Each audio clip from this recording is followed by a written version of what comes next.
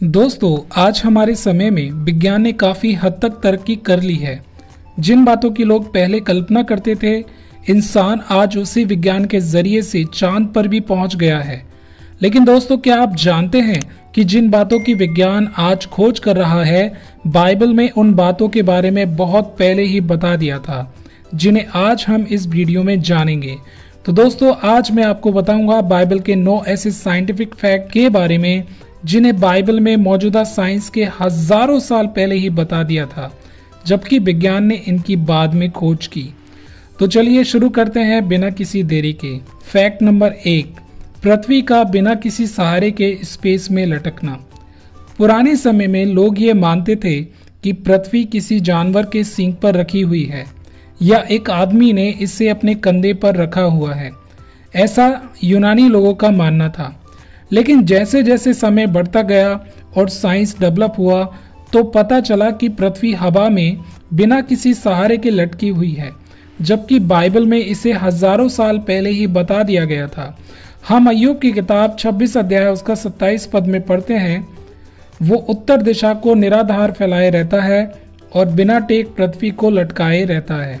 Fact number 2, 14 दिन के लिए क्वारंटीन होना। जैसा कि दोस्तों हमने देखा कि 2020 में पूरे वर्ल्ड को कोविड-19 जैसी महामारी का सामना करना पड़ा।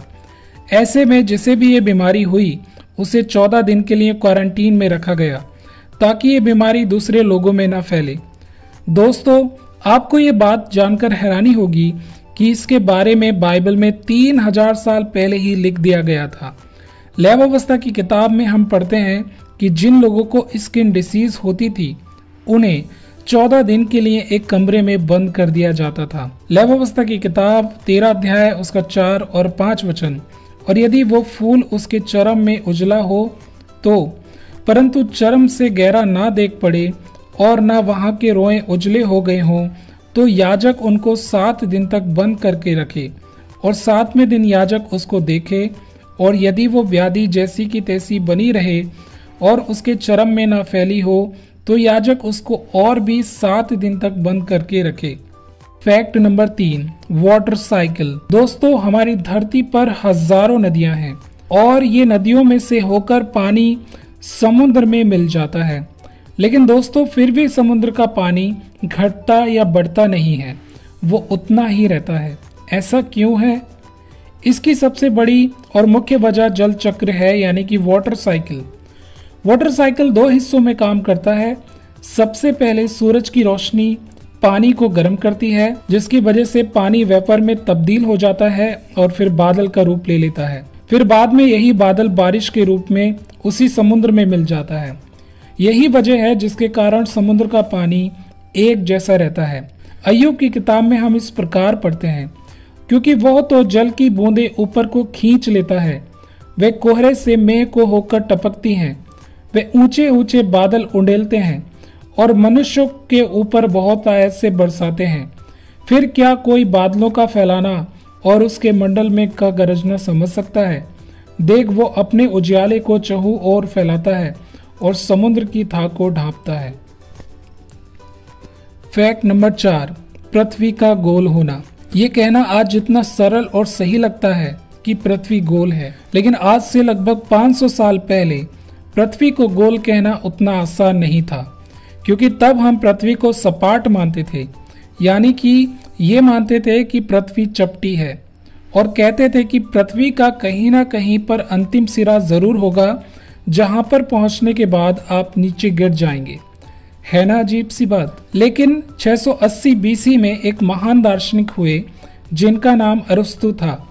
उन्होंने कहा पृथ्वी गोल है, और इसकी मूल वजह यह है कि जब जहाज समुद्र में होता है और आगे बढ़ता जाता है, तो वो डूबने जैसा दिखाई देता है।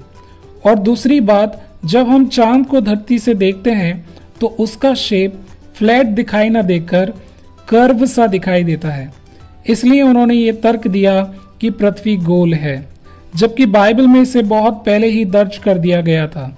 यशायाह की किताब में हम पढ़ते हैं, ये वो है जो पृथ्वी के घेरे के ऊपर आकाश मंडल पर विराजमान है और पृथ्वी के रहने वाले टिड्डी के तुल्य है, जो आकाश को मलमल की नाई फैलाता और ऐसा तान देता है जैसा रहने के लिए तंबू ताना जाता है।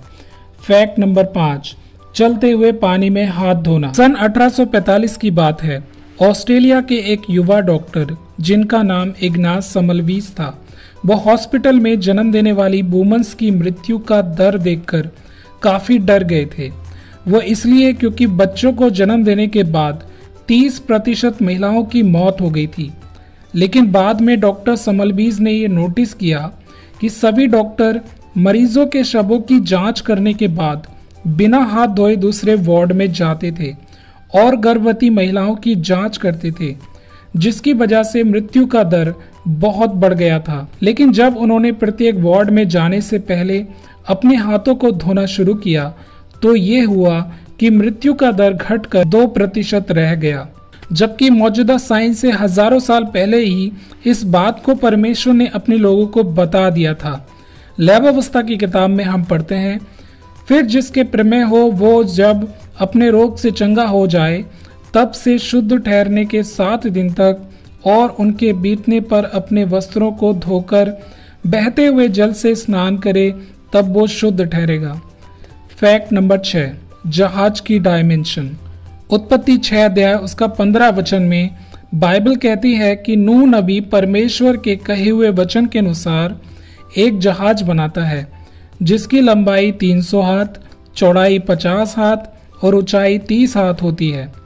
और जब हम इस जहाज की लंबाई, चौड़ाई और ऊंचाई के रेशियो की बात करें तो ये रेशियो 30:5:3 रेशियो था।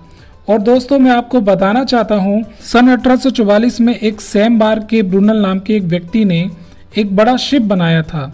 और इंटरेस्टिंग बात यह है कि उसने इस शिप में उसी रेशियो का इस्तेमाल किया जो रेशियो नूह नबी के जहाज का था।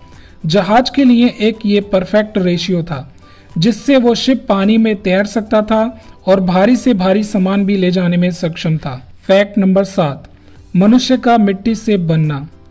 उत्पत्ति 2 अध्याय का 7 वचन में हम पढ़ते हैं, और यहोवा परमेश्वर ने आदम को भूमि की मिट्टी से रचा और उसके नथनों में जीवन का श्वास फूंक दिया और आदम जीवित प्राणी बन गया। इस वचन में ये बताया गया है कि हमारी जो बॉडी है वो मिट्टी से बनी है।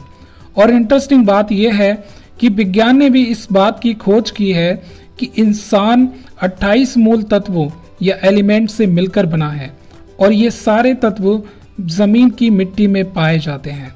Fact number 8, light wave and radio wave. Ayyub की किताब 38 अध्याय और उसका 35 वचन में परमेश्वर अय्यूब से एक अजीब सवाल करता है, जहां लिखा है, क्या तो बिजली को आज्ञा दे सकता है कि वह जाए और तुझसे कहे मैं उपस्थित हूं। इसका मतलब यह है कि प्रकाश को एक जगह से दूसरी जगह पर एक इंफॉर्मेशन के साथ भेजा जा सकता है। लेकिन क्या आप जानते हैं कि रेडियो वेव से लेकर एक्सरे तक सभी इलेक्ट्रोमैग्नेटिक रेडिएशन प्रकाश की गति से यात्रा करती हैं। और यही कारण है कि हम आज दुनिया के कोने में बैठे किसी भी व्यक्ति से भी वायरलेस फोन पर बात कर पाते हैं। यानी कि फैक्ट ये है कि प्रकाश को एक पर्टिकुलर इंफॉर्मेशन के साथ दूसरी जगह पर भेजा जा सकता है। तो दोस्तों अब हम चलेंगे अपने अंतिम फैक्ट की ओर।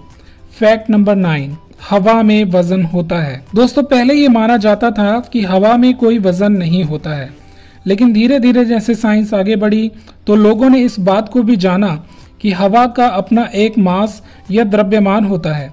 लेकिन फिर भी 4000 साल पहले बाइबल ने इस बात को बताया कि हवा में वजन होता है। जैसा कि अय्यूब की किताब 28 अध्याय उसका 24 और पद में हम पढ़ते हैं, वो तो पृथ्वी की छोर तक ताकता रहता है और सारे आकाशमंडल के तले देखता भालता है, जब उसने वायु का तोल ठहराया और जल को नपुए में नापा। यानी कि हवा का एक पर्टिकुलर वजन होता है। तो प्रियो, आज हमने इस वीडियो में 9 साइंटिफिक फैक्ट को देखा और प्रियो हमने ये जाना जिन बातों की साइंस आज खोज कर रहा है उन बातों के बारे में पहले से ही बाइबल में लिखा हुआ है। ये इस बात का सबूत है कि बाइबल परमेश्वर की प्रेरणा से लिखी गई है। बाइबल कोई मनुष्य का सिद्धांत नहीं है, न ही बाइबल कोई मनुष्य की रचना है, बल्कि ये परमेश्वर का जीवित वचन है। तो दोस्तों उम्मीद करते हैं आज की इस वीडियो से आपकी आत्मिक उन्नति हुई होगी। अगर वीडियो आपको अच्छा लगा हो तो सब्सक्राइब करें और शेयर करना बिल्कुल ना भूलें। तो मिलते हैं अगली वीडियो में। शालोम।